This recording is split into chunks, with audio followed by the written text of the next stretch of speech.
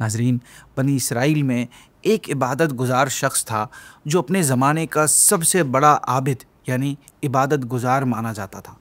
وہ بستی سے الگ تھلگ ایک مکان میں اللہ عز و جل کی عبادت کیا کرتا۔ اسی بستی میں 3 بھائی اپنی ایک جوان کنواری بہن کے ساتھ رہا کرتے تھے۔ اچانک ان کے ملک پر دشمنوں نے اٹیک کر دیا، جس کی وجہ سے ان تینوں بہادر بھائیوں نے جہاد پر جانے کا ارادہ کیا، لیکن انہیں اس بات کی فکر ہوئی کہ ہم اپنی جوان بہن کو کسی کے پاس چھوڑ کر جائیں گے تو جائیں کیسے۔ انہوں نے بہت غور کیا، لیکن کوئی ایسا بھروسے کے قابل شخص نظر نہ آیا جس کے پاس وہ اپنی جوان کنواری بہن کو چھوڑ کر جاتے۔ پھر انہیں اس عابد کا خیال آیا اور وہ سب اس بات پر ایگری ہو گئے کہ ہم اپنی سسٹر کو اس کی کسٹڈی میں چھوڑ کر چلے جاتے ہیں، اس سے ہماری بہن کو کوئی خطرہ نہیں۔ چنانچہ وہ تینوں اس عابد کے پاس جاتے ہیں اور اسے حالات بتانے کے بعد اپنی بہن کو اپنے پاس رکھنے کا کہتے ہیں۔ عابد شروع میں تو بالکل صاف منع کر دیتا ہے، لیکن بھائیوں کی طرف سے ایکسٹریم منت سماجت کرنے کی وجہ سے وہ فائنلی راضی ہو جاتا ہے۔ لیکن وہ کہتا ہے کہ میں تمہاری بہن کو اپنے ساتھ نہیں رکھوں گا، بلکہ میرے مکان کے سامنے جو خالی مکان ہے تم اپنی بہن کو اس میں چھوڑ جاؤ، یہیں سے آئی ول کیپ این آئی آن ہر۔ وہ تینوں بھائی اس بات پر ایگری ہو جاتے ہیں اور اپنی بہن کو اس عابد کے مکان کے سامنے والے مکان میں چھوڑ کر جہاد پر چلے جاتے ہیں۔ وہ عابد روزانہ اپنے عبادت خانے سے نیچے اترتا اور اپنے دروازے پر کھانا رکھ دیتا، پھر اپنی عبادت خانے کا دروازہ بند کر کے اوپر روم میں چلا جاتا، پھر لڑکی کو آواز دے دیتا کہ کھانا لے جاؤ، لڑکی وہاں سے کھانا لے کر چلی جاتی۔ اسی طرح کافی ٹائم تک عابد اور اس لڑکی کا آمنا سامنا نہ ہوا۔ وقت گزرتا رہا۔ پہلے کے دور میں جو جنگیں ہوا کرتی تھی وہ کافی سالوں تک چلا کرتی تھی۔ پھر کچھ ٹائم بعد شیطان نے اس کے دل میں یہ وسوسہ ڈالا کہ تیرے لیے نیکی کمانے کا کتنا بڑا موقع ہے کہ تو کھانا اس کے گھر میں پہنچا دیا کر تاکہ اس لڑکی کو پریشانی نہ ہو، اس طرح تجھے اس کی خدمت کا زیادہ ثواب ملے گا۔ چنانچہ اس عابد نے اب اس کے گھر میں جا کر کھانا دینا شروع کر دیا۔ کچھ ٹائم پھر اسی طرح معاملہ چلتا رہا۔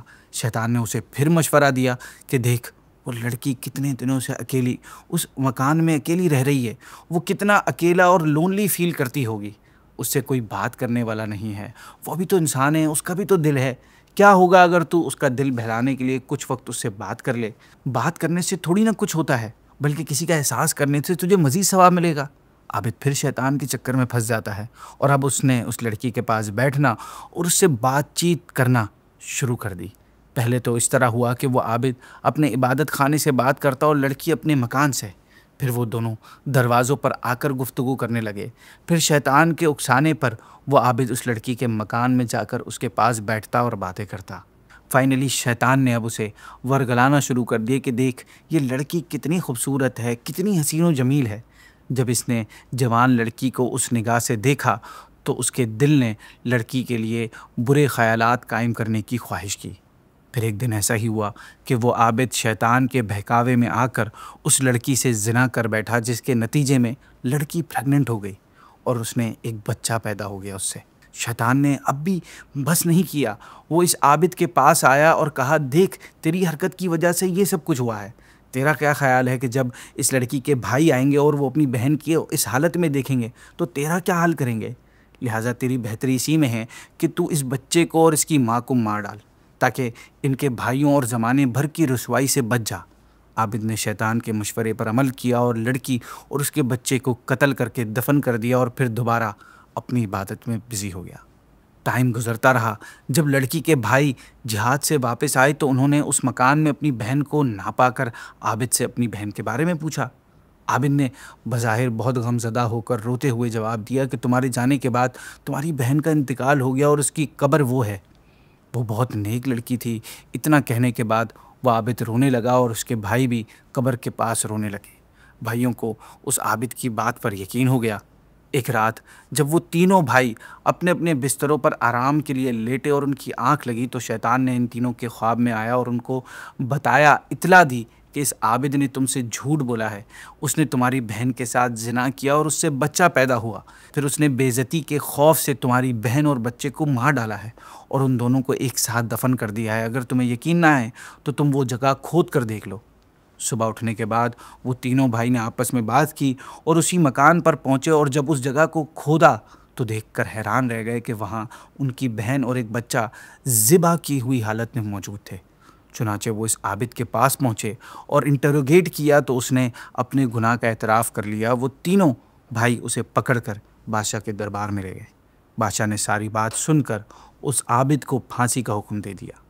جب اس بدبخت عابد کو پھانسی دی جانے لگی تو شیطان مردود اپنا آخری وار کرنے پھر اس کے پاس آیا اور اس سے کہا کہ میں ہی تیرا وہ ساتھی ہوں جس کے مشوروں پر عمل کر کے تو نے عورت سے زنا کر بیٹھا، پھر تو نے اسے اور اس کے بچے کو قتل کر دیا۔ اگر تو موت سے بچنا چاہتا ہے تو میری آخری بات مان لے۔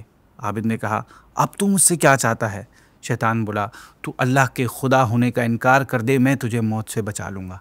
یہ سن کر کچھ دیر تو عابد سوچتا رہا، لیکن پھر دنیاوی سزا سے بچنے کے لیے اس نے اپنی زبان سے کفریہ کلمات بکے اور اللہ عز و جل کے خدا ہونے کا انکار کر بیٹھا۔ ناظرین، جیسے ہی وہ انکار کرتا ہے ٹھیک اسی وقت جلاد اسے پھانسی پر لٹکا دیتا ہے اور شیطان خوشی خوشی وہاں سے چلا جاتا ہے، اور یوں بنی اسرائیل کا وہ عابد بے ایمان ہو کر دنیا سے جاتا ہے۔ ناظرین، کون تھا وہ جس نے اپنے دور کے بہت بڑے عبادت گزار، صوم و صلات کے پابند، عبادت و ریاضات میں اپنی مثال آپ ایسے لوگوں کو گمراہ کے اتنے گہرے دلدل میں پہنچا دیا جہاں سے کوئی واپسی نہیں؟ وہ انسان کا ازلی دشمن ابلیس ہے جو آخری وقت تک انسان کا پیچھا نہیں چھوڑتا، یعنی دا ریئل اینیمی۔ شیطان کی زندگی کا بیسک اور واحد گول ہی یہ ہے کہ وہ ہمیں سیدھے راستے سے ہٹا دے۔ شیطان اسلام اور مسلمانوں کا سب سے بڑا اور سب سے زیادہ خطرناک دشمن ہے۔ ایسا خطرناک دشمن جو ہر وقت ہمارے آس پاس ہوتا ہے بلکہ ہماری باڈی میں خون کی طرح گردش کرتا ہے۔ وہ ہر وقت اسی کوشش میں ہوتا ہے کہ کسی نہ کسی طرح ہمیں اللہ سے باغی کر دے اور گناہوں بھرے کاموں میں لگا دے۔ شیطان کتنا ڈینجرس ہے اس کا اندازہ آپ اس بات سے لگائیں کہ اس کی دشمنی دوسرے دشمنوں کی طرح کچھ دنوں، کچھ مہینوں یا کچھ سالوں تک پرانی نہیں ہے، بلکہ جب سے انسان نے اس دنیا میں آنکھ کھولی ہے تب سے اس کی دشمنی جاری ہے، اور جب تک انسان اس دنیا میں موجود ہیں تب تک اس کی دشمنی چلتی رہے گی۔